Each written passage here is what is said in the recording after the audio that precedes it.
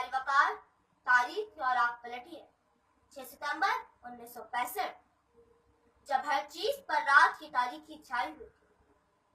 जब दिन भर के थके लोग रात को अपनी थकन उतार रहे थे,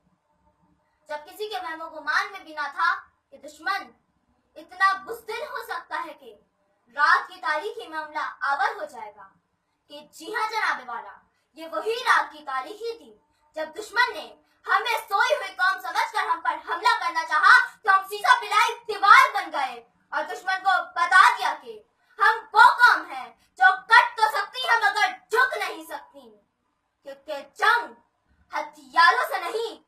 जज्बों से जीती जाती है। ये जिहादी वकार, ये वही जज्बा जहाद और ईमानियत था जिसके बलबूते पर एमएम आलम ने दुश्मन के 7 सेकंड में 6 तैयारे जमीन पोस्ट कर दिए और उफक आलम में अपना नाम तहरीर करवाया। ये वही जज्बा शहादत था जिसने राजा अजीज भट्टी को दुश्मन के सामने अटल रखा और जाम शहादत नोश पिलाया के शौहदाए वतन के हौसले थे दीद के काबिल,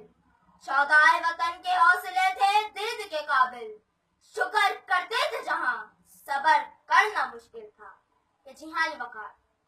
आज हम इस दिन को जश्न के तौर पर मनाते हैं, मगर हमें उन शौहदाओं की कुर्बानियां नहीं भूलनी चाहिए और आज के दिन अल्लाह का शुक्र अदा करना चाहिए और ये अहद करना चाहिए कि हम पर और हमारे वतन पर कितनी भी बड़ी मुश्किल क्यों ना आ जाए, हम एक रहेंगे और अपनी जान कुर्बान करने से पीछे नहीं हटेंगे,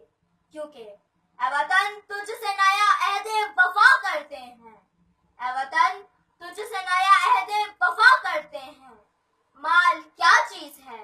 हम तुझ पे जा भी फिदा करते हैं। सुर्ख हो जाती है जब सैने चमन की मिट्टी, सुर्ख हो जाती है जब सैने चमन की मिट्टी, ऐसे मौसम में नए फूल खिला करते हैं। ऐ वतन तेरा निगहबान हो खुदा, ऐ वतन तेरा निगहबान हो खुदा, शहर के लोग तेरे हक में दुआ करते हैं,